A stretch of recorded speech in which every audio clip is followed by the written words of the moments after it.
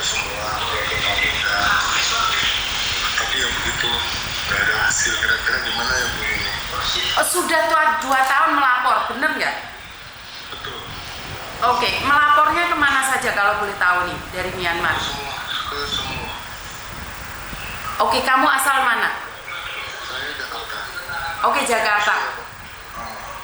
Laporannya itu kalau boleh tahu kemana aja, saya bantu tindak lanjuti. Nanti saya telepon namanya Maya. Oke, sebenarnya sudah di-up kemana-mana ya? Sudah sekali. Sampai kita buat grup, sampai kita buat orasi, semua media. Cuman kan kalau untuk kita kasih bahan media, itu bahaya buat kita. Oke, berarti boleh nggak saya minta bantuan Mas Uya Kuya, tapi saya harus perlu data lengkap kalian. Nah, nanti saya kirimin kontak saya ya. Oh, oke. Dari Myanmar ya? Kamu ini dari Myanmar ya? Di Myanmar, posisi sekarang di Myanmar, di perbatasan. Nama tempatnya itu di Karen, di desa. Nggak usah dilengkapi, nggak apa-apa. Nanti privasi aja karena saya kebetulan lagi live. Jadi lebih baik data-data kasihkan saya secara privasi. Kamu di Myanmar disiksa atau seperti apa? Disiksa. Kita tiap hari diancam disiksa kalau kerjaan kita tidak target. Oke. Siksaannya itu disetrum, dipukul, dicambuk, Oke. kita Oke. tiap hari. Sekalian ada video-videonya, serahkan ke saya. Saya akan laporan nih ke beberapa tempat. Sudah Mabes Polri sudah masuk ya? Sudah Mabes semua Bu. Tuh, Semua tapi nggak ada tindakan. nggak ada tindakan. Ibu kenal Pak Haro? Kenapa? Ibu kenal Pak Haro? Nggak kenal Pak, saya nggak kenal siapa-siapa. Oke, iya nggak apa-apa saya dulu karena ya kita dibantu dengan beliau selama ini. Terus? Ini beliau dari sisi media gitu. Memang dia linknya memang banyak. Oke. Yang mengantarkan ke semua ke apa namanya bantuan hukum itu. Kita punya tim bantuan hukum juga. Punya apa? LBH perkota. Tapi sudah punya LBH, kenapa gerakannya kurang cepat? Makanya kita kan kunci semua berubah dari zaman dulu. Itu yang kita bingung. Nah, kenapa ambil keputusan telepon Miss Yuni, sementara Miss Yuni kan nggak ada hubungan sama siapa-siapa? Tadinya maksud kita hargai lah usaha dari Pak gitu loh. Jadi jangan sampai konflik gitu. Misalnya kita kenal nanti Bu Yuni juga. Dia juga kenal Bu Yuni katanya. Dia tahu Bu Yuni bilang gitu. Oke, siap. Nah, setelah sekian lama nih kita mulai baru ke Januari tahun ini udah 6 bulan ada 7 bulan ya gitu. Kita udah aduh kok kelamaan gitu loh, apa masalahnya. Saya alhamdulillah masih ada bisa komunikasi. Sebenarnya nggak boleh kita pegang handphone tapi mau keluar. Oke, siap. Itu saya sempat kontak juga ke asisten ibu. Siap. Tapi ibu lagi sibuk gitu. Oke, siap. Sekarang ini kita semua lagi pulang Indonesia. Saya bawa handphone karena di restoran ada kamar privasinya kan, ada pribadi room itu, private roomnya. Udah bismillah lah mungkin diangkat dengan ibu gitu. Oh iya, kebetulan saya live ini langsung saya angkat. Jadi kalian ada di Myanmar nih. Jadi berarti kan mungkin dengan berbekal media saya berharap ada pemerintah yang langsung bisa meluncur dan saya bisa memberikan informasi ini. Dan perlu hubungi istri saya untuk informasi sekarang. Siap. Live atau gimana? Jangan live karena ini menyangkut nyawa kalian. Saya tidak ingin membahayakan kalian. Biar kita bergerak di bawah dulu aja dulu. Kalau gebrakan itu sudah ada, kalian pulang baru kita live kan. Kalau untuk saat ini, siap. Ada kerjasama dengan Uya Kuya? Saya tidak ada kerjasama dengan siapapun. Kebetulan Mas Uya Kuya teman saya. Jadi teman baik saya. Jadi saya akan berbicara dengan beliau. Saya butuh datanya. kemungkinan besar istrimu juga akan diundang atau seperti apa secara pribadi. Jadi kita akan melakukan gerakan di belakang layar. Jadi secara pribadi saya nggak kenal siapa-siapa, cuman orang-orang itu saya tahu dan mereka mau membantu gitu. Nah pertanyaan saya, kenapa kalian mencari saya nih di akhirnya? Karena saya percaya gitu, karena ibu udah saya lihat saya ikuti kalau Instagram, Siap. saya ikuti apa pergerakan itu. Cuma saya tahan karena menunggu hasil dari timnya Pak Harul.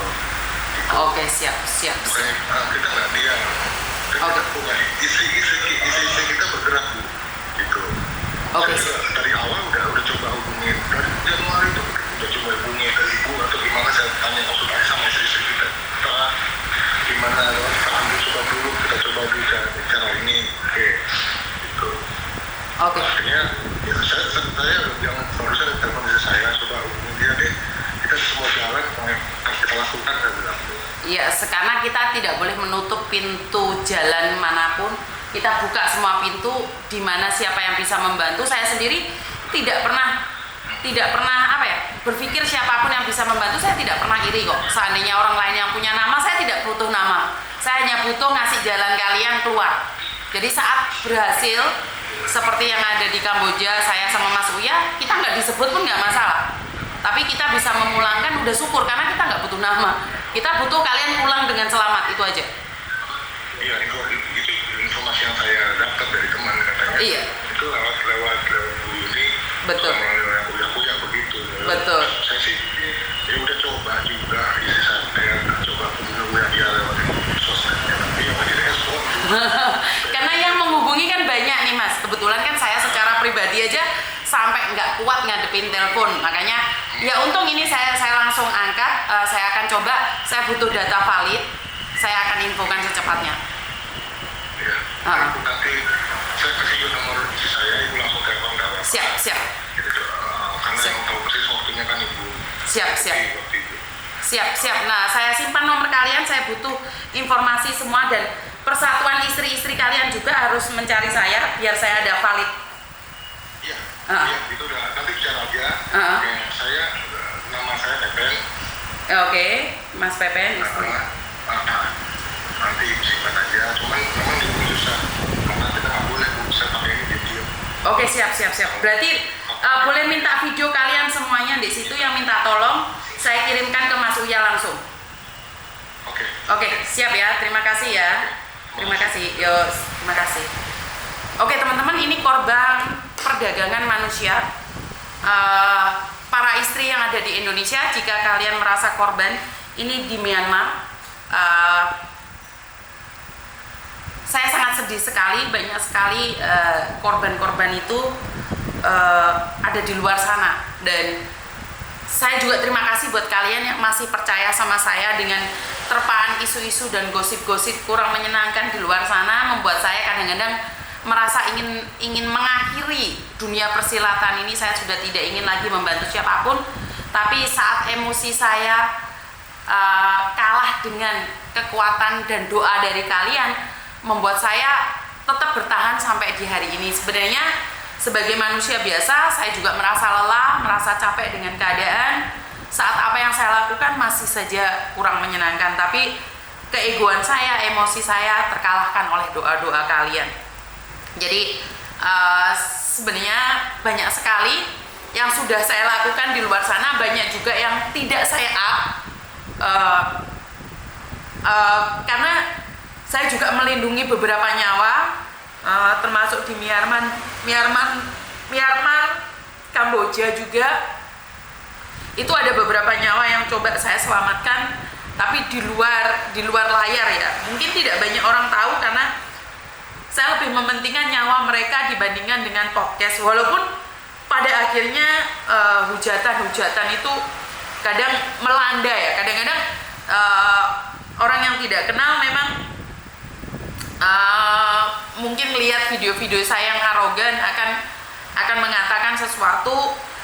Karena itu saya sekarang lebih menanyakan kenapa kalian nyari saya, karena secara tidak langsung saya cuma ingin tahu, kan di luar sana sudah banyak nih YouTuber yang lebih hebat dibandingkan saya, banyak orang-orang hebat dibandingkan saya. Cuman saya kan kebetulan ada koneksi yang tidak cari nama.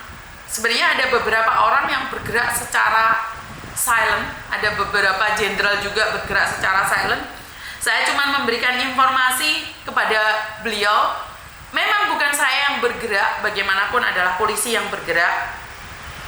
Mereka yang melakukan gerakan-gerakan itu, dan mungkin sebagian karena yang dari grup itu hanya satu orang yang menghubungi saya dan mereka meminta saya untuk merahasiakan keadaan mereka. Yang lainnya tidak terima kasih sama saya. Apakah itu penting, Miss Yuni? Enggak penting juga.